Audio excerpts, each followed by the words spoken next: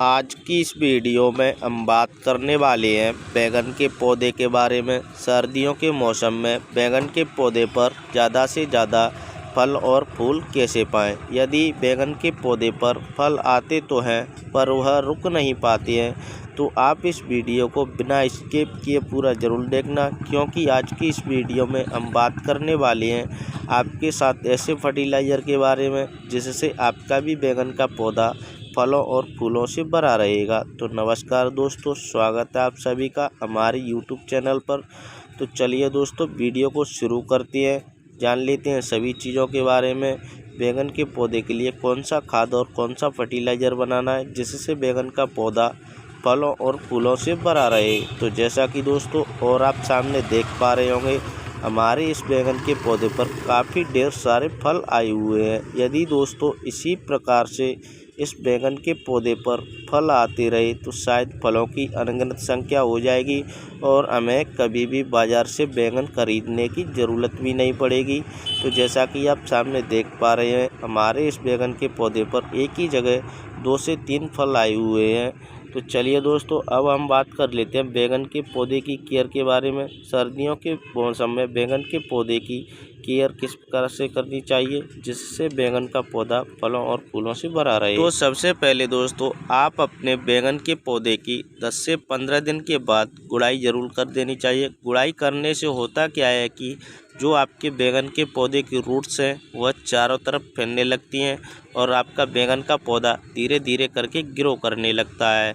और गुड़ाई करने के साथ साथ आप अपने घरों में साधारण सी चीज़ यूज होने वाली जिसे हम नमक बोलते हैं, तो आप अपने बैंगन के पौधे में 50 ग्राम नमक यूज कर देना है और साथ ही साथ पानी भी यूज कर देना है। पानी आपको उतना ही यूज करना है जिससे आपके बैंगन के पौधे की जो सॉइल है उसमें नमी बनी रहे। यदि दोस्तों आप अपने बैंगन के पौधे में सर्दियों के मौसम में ज़्यादा पानी यूज कर देते हैं तो आपके बैंगन के पौधे पर फंगस लगने के चांस बढ़ जाती हैं, तो आपको पानी उतना ही यूज करना है। तो जैसा कि दोस्तों और आप सामने देख पा रहे होंगे, अब हम आ चुके हैं बैंगन के पौधे की रूट्सों की ओर।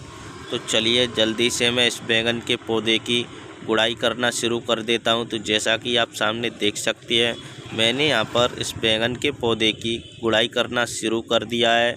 तो गुड़ाई करते समय आपको एक चीज़ का भी विशेष ध्यान रखना है, आप अपने बैंगन के पौधे की ज़्यादा गहरी गुड़ाई बिल्कुल भी नहीं करनी है।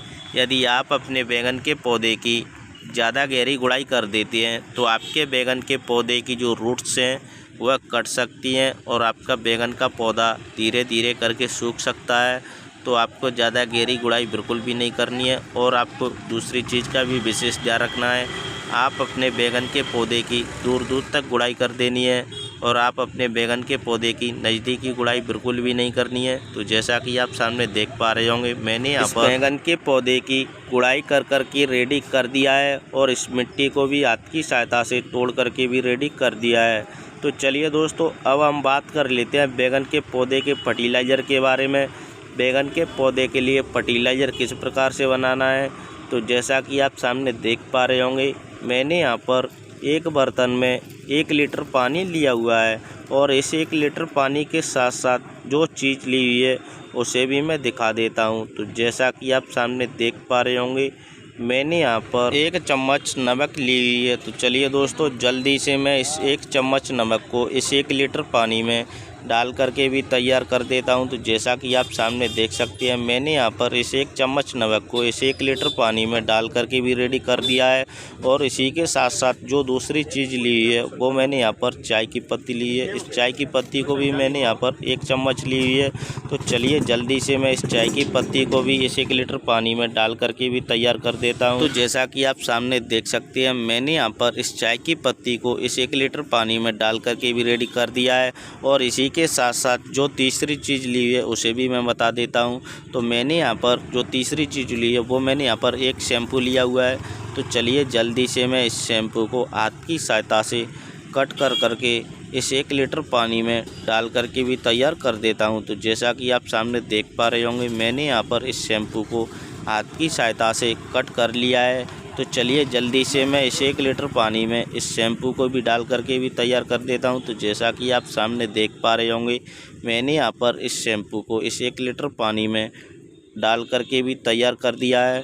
तो चलिए दोस्तों, जल्दी से मैं इन तीनों चीज़ों को इस 1 लीटर पानी में हाथ की सहायता से या किसी भी सहायता से घोल करके भी तैयार कर देना है। तो दोस्तों, मैंने यहाँ पर इन तीनों चीज़ों को इस 1 लीटर पानी में चम्मच की सहायता से घोलना शुरू कर दिया है। तो जैसा कि आप सामने देख पा रहे होंगे, मैंने यहाँ पर इन तीनों चीज़ों को 2 मिनट की कड़ी मेहनत के बाद इस 1 लीटर पानी में घोल करके भी तैयार कर दिया है। और जो मेरा फर्टिलाइज़र है वह पूरी तरीके से बनकर रेडी हो चुका है। तो चलिए जल्दी से मैं इस बैगन के पौधे में इस फर्टिलाइज़र को डाल करके भी तैयार कर देता हूं। तो जैसा कि दोस्तों, मैंने यहां पर इस बैगन के पौधे की जो दूर दूर तक गुड़ाई की थी, इसमें इस फर्टिलाइज़र को चारों तरफ डाल करके भी रेडी कर दिया है। तो दोस्तों, आप इतना काम कर लेते हैं तो आपका भी बैगन का पौधा सर्दियों के मौसम में फलों और फूलों से भर जाएगा और आपके बैगन के पौधे पर कोई फंगस लगने का चांस नहीं हो पाएगा। तो उम्मीद करता हूं दोस्तों, आपको ये वीडियो अवश्य पसंद आई होगी। अगर वीडियो पसंद आई हो तो वीडियो को लाइक शेयर ज़रूर कर देना। तो चलिए दोस्तों, फिर मिलते किसी नए टॉपिक के साथ। तब तक के लिए थैंक यू।